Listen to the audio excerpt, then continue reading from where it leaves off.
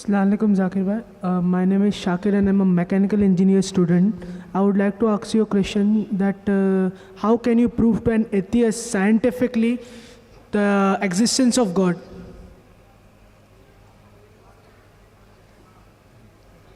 The brother posed the question, how can you scientifically prove the existence of God Almighty, the existence of Allah subhanahu wa ta'ala?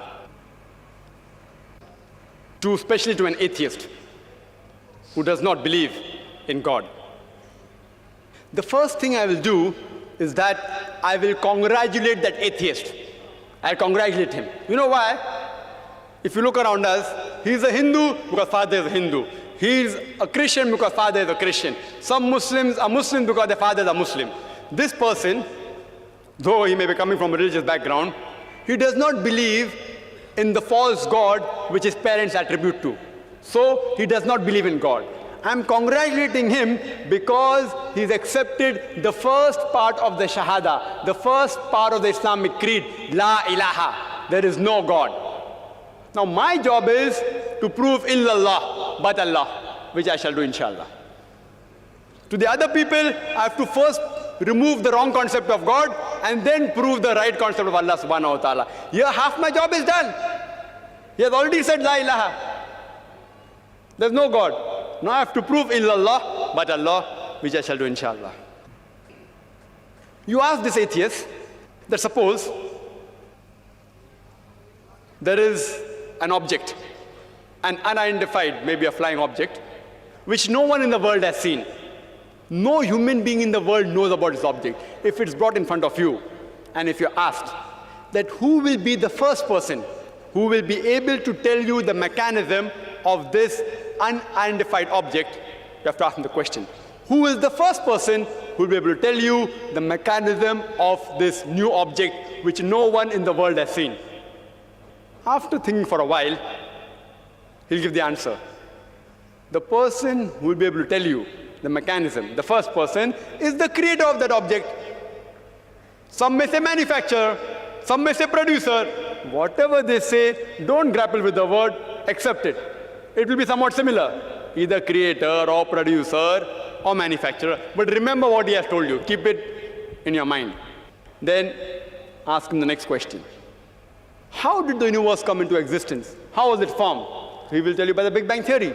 Tell him the Quran mentions in Surah Anbiya, chapter 21, verse number 30, about the Big Bang Theory. Who could have mentioned this in the Quran 1400 years ago?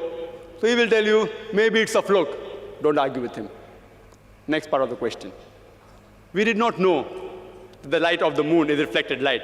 We came to know recently. You ask him, he'll tell you, yes, yes. The light of the moon is reflected light. It's not its own light. When we discovered, he will tell you recently, yesterday, 50 years back, 100 years back, yesterday in science. You tell him, the Quran mentions that the light of the moon is reflected light 1400 years ago. Who could have mentioned that? Maybe somebody had a wild guess. Don't argue with him. Continue.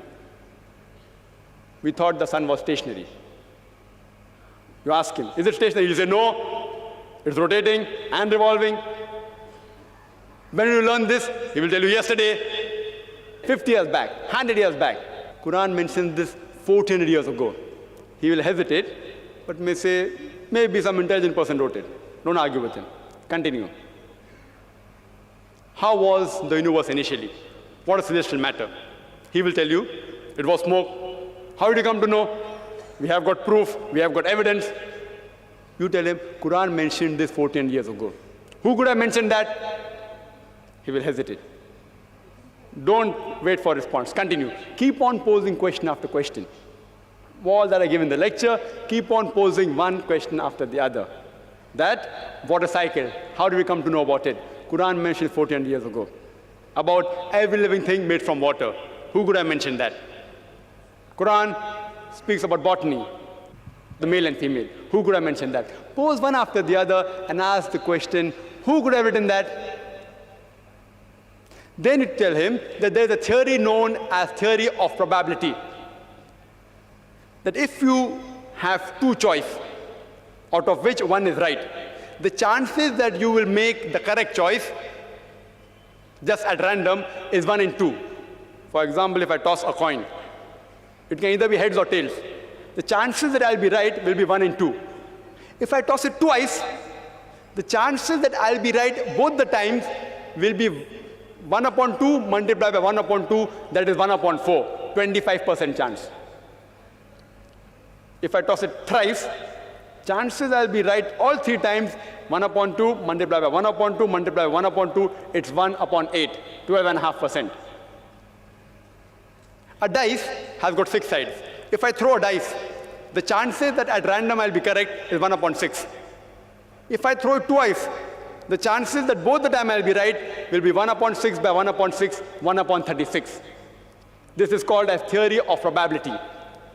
If I throw the dice twice and then toss a coin, all 3 being right will be 1 upon 6 by 1 upon 6 by 1 upon 2, is 1 upon 72. So you ask him, the chances may be, if you ask, what is the shape of the earth? There are various shapes. Some may say it is flat, some may say it's triangular, some may say it is hexagonal, some may say pentagonal, some may say heptagonal, some may say square. Say there can be 10 shapes. Some may say it is round, it is spherical. The chances that if anyone makes a wild guess, it being correct is 1 upon 10. The light of the moon, it can either be its own light or it can be reflected light. The chances that you make a wild guess and it being correct will be 1 upon 2. The chances that both shape of the earth and light of the moon being reflected light, both being correct, if you make a wild guess, it will be 1 upon 10 multiplied by 1 upon 2, it is 1 upon 20. What can the living creatures be made of? Some may say sand, some may say stone, some may say aluminium, some may say gold, say 1,000 materials you can name. Some may say water, some may say silver, 1,000 materials. The chances that you make a wild guess and one of them being right, according to mathematics, is 1 upon 1,000. The chances that all 3 being correct, the earth is spherical, light of the moon is reflected light, and every living creature created from water is correct, will be 1 upon 10 multiplied by 1 upon 2 multiplied by 1 upon 1,000. Answer comes to 1 upon 20,000, or 0.005%. Quran speaks about scientific science more than 1,000 verses. In 3 verses, the answer comes to 0.05%. If you apply probability theory to all this being at random chance, it will come to 0, negligible. And in maths, anything 1 in 10 raised to 50, it's equal to 0. So you ask your atheist friend, who could have written this? The only answer he can give you is this first answer, the creator, the manufacturer, the person who has produced it. That's the only answer. There's no other answer. What science is saying today is they are not eliminating God. They are eliminating models of God. La ilaha illallah. They are not eliminating God, but models of God. I hope that answers the question.